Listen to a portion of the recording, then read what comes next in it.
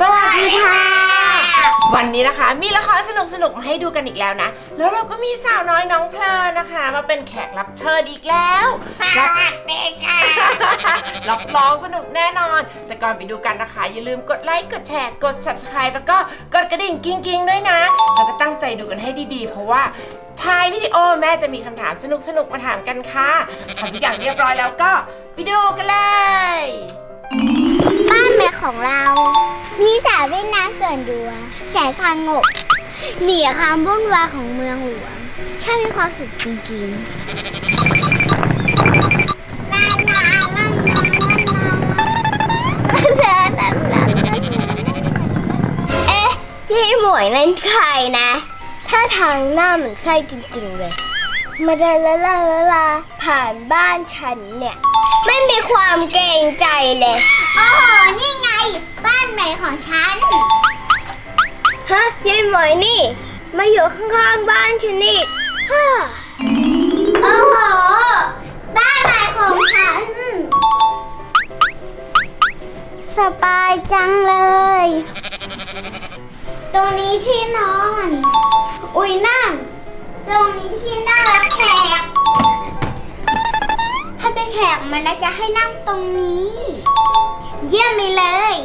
มีใครอยากจะมาพักกับพี่ดำบ้างไหมอุ๊ยไปดูหน้าต่างตรงนั้นดีกว่าลาลาลาลาลาเฮ้ยนั่นดูอะไรน่ากลัวจังเลยอ๋อยายเจบ้านไหนมาทำหน้าตัวใส่เราทำไมเนี่ยหน้ามันไส้ต้องสู้ซะหน่อย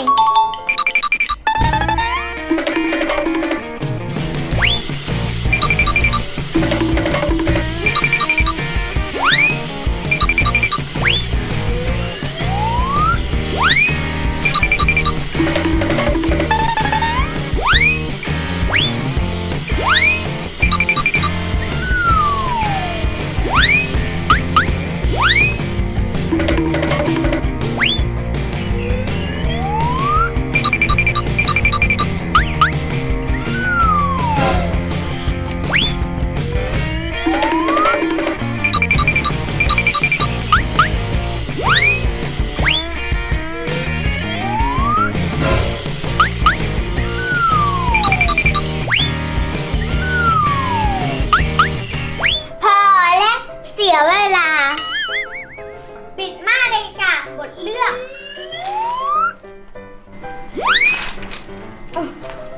เรียบร้อยไปโชว์วิธีตาฟ้าดีกว่านึกว่าจะอยู่อย่างสงบมาเจอยายเจข้างบ้านสไตล์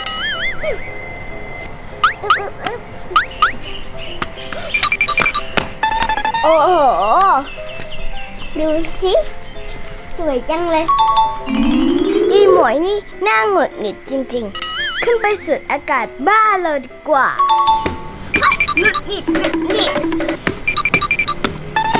ฮะนั่นมันยายหมวยนั่นแน่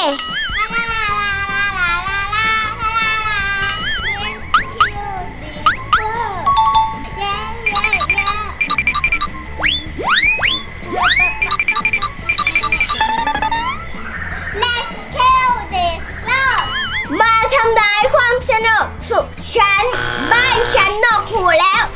จัดไปเลยดีกว่าเชฟบ้าชอบไม่ละผู้ชายชอบยิงตรงไหนแวะอุ้ยตายใครมาลองปะอยู่แถวนี้ช่างซ้อมรำเพลงของฉันอยู่ดีๆลืมเนื้อเลยเนี่ย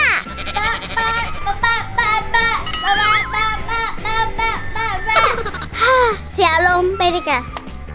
ไปว่ายน้ำด้วยกะเสียอารมณ์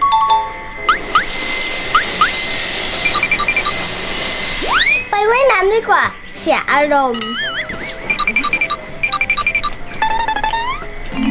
ฮะเธอทำอะไรที่สระว่ายน้ำของฉันเนี่ยสระว่ายน้ำของเธออะไรมาพูดนี่คือสระว่ายน้ำของฉันสระว่ายน้ำของฉันของฉันของฉันของฉันของฉันของฉัน ของฉันของฉัน เด็กสองคนนี่อะไรเนี่ยสระว่ายน้ำของหมู่บ้านมาพูดให้เป็นสระว่ายน้ำตัวเองอยู่ได้อุ๊ยทิ้งห่วงยางฟลามิงโก้ไว้สวยจังเลย เอาไปขายถ้าจะได้หลายบาทจิกไปเลยดีกว่า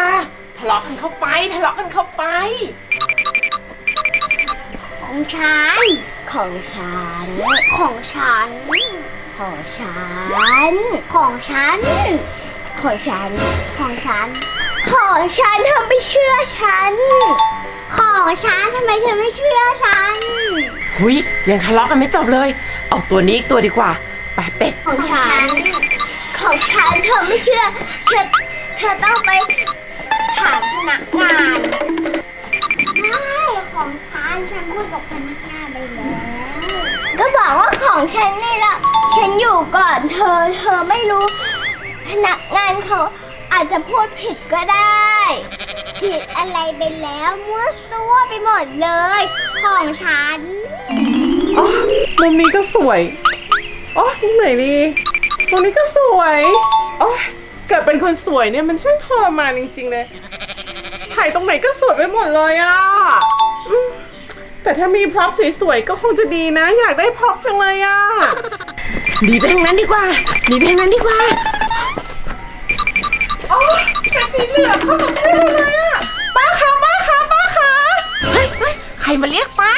ใครมาเรียกป้า ขอยืมห่วงยางเป็นพร็อพถ่ายรูปหน่อยได้ไหมคะ โอ้ยของเขาไม่ไว้ขายจะซื้อไหมเนี่ย อุ้ยแพงไหมคะเนี่ย อันละ1,000ค่ะ1,000เดียวถูกจะตายเอาไปเลยเอาไหมเร็ว โอ้ยแพงจังเลยค่ะถ่ายรูปนิดเดียวไม่เอาแล้วค่ะ หืมไม่เอามาทำให้เสียเวลาอีกคนยังรีบอยู่ ไปหาพ็อปสวยๆที่อื่นถ่ายรูปดีกว่า เป็ดอะไรฟลามิงโกอะไรแพงตั้ง1,100 พอแล้วฉันขี้เกียจเถียงกับเธอไปเล่นน้ำเลยกันไม่พิมโก้ฉันหายไปไหนคะเป็ดฉันก็หายไปเหมือนกันอะฟามิงโก้หายเป็ดหาย ฮะก็โก้เป็ดก็โก้อะไรแวบๆอะคุณ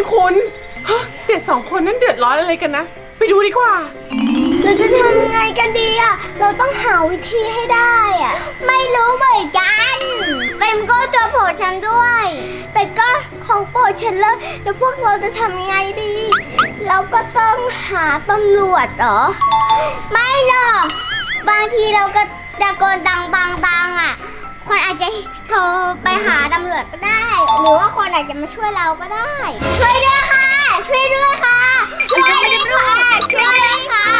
เกิดอะไรขึ้นกันจ๊ะหนู ห่วงยางไฟมิงโก้หนูหายค่ะ เป็ดยางหนูหายค่ะ ปะเป็ดหายแล้วจ้าปะเป็ดหายแล้วจ้าโอ้ยน้าเห็นว่าแวบเมื่อกี้มีป้าคนนึงอะเอาไปสงสัยต้องขโมยไปแน่ๆเลยเห็นลกลักอะ อยู่ที่ไหนล่ะคะ นั่นนะคะเห็นตรงนู้นนะคะไปตรงนู้นเลยค่ะ ไปตามกันไหมคะนั่นไงเห็นไหมนั่นน่ะป้าอย่างนั้นน่ะ ฮะรู้ตัวกันแล้วหนีเลยดีกว่า ไปเร็ว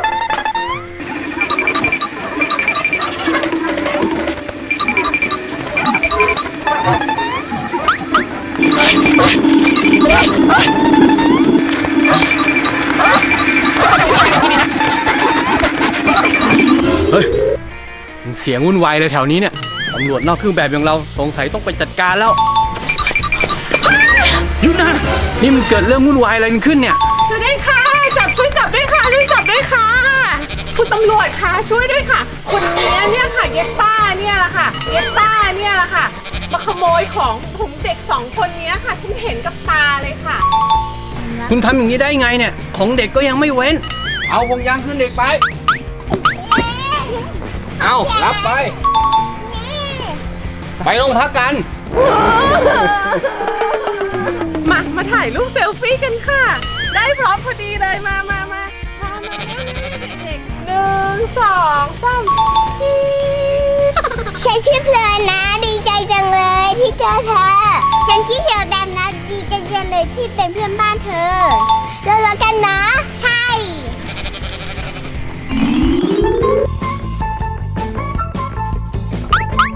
ขึ้นไปสูดอากาศบนดาดฟ้าบ้านเราดีกว่า ขึ้นไปสูดอากาศ ขึ้นไปสูดอากาศบ้านเรา ขึ้นไปสูดอากาศ เดี๋ยวนะพี่โอ ฮะพันเดียวถุงจะตาย เอาไปเลย เอาไหมเร็ว เอาก็ได้ค่ะ โอเค จบไปแล้วสนุกกันหรือเปล่า อย่าดราม่านะคะชาแตมกับน้องเพลิร์นรักกันมากเป็นเพื่อนรักกันที่สุดเลย ไม่ได้ทะเลาะกันไม่ได้เกเรกันนะคะทีนี้เป็นเพื่อนรักกันเลย มาถึงคำถามนะคะ แม่จะถามว่าตอนชาแตมเดินทางมาบ้านใหม่ ลากกระเป๋ามา1 ใบ กระเป๋าที่ลากสีอะไร ระหว่างข้อ 1 สีดำข้อ 1 สีดำข้อ 2 สีขาว ข้อ 3 สีเขียว ข้อ 4 สีส้มสีเหลือง ข้อ ข้อ 6 สีชมพู ข้อ 7 สีแบล็คพิงค์ โอเค รู้คำตอบกันแล้วรีบคอมเมนต์ไว้ข้างใต้เลยนะคะ แล้วเดี๋ยวเราจะมีละครสนุกๆมาให้ดูกันอีกนะ ไปแล้วแม่ก็ฝากติดตามแม่ปูเป้พ่อเย่น้องชาแตมที่เพจแล้วก็อินสตาแกรมแม่ปูเป้นะคะแล้วก็ติดตามน้องเพลินได้ที่เพลิน เจอปลา เพลินโชว์พราวค่ะ วันนี้พวกเราทุกคนไปก่อนนะคะ บ๊ายบาย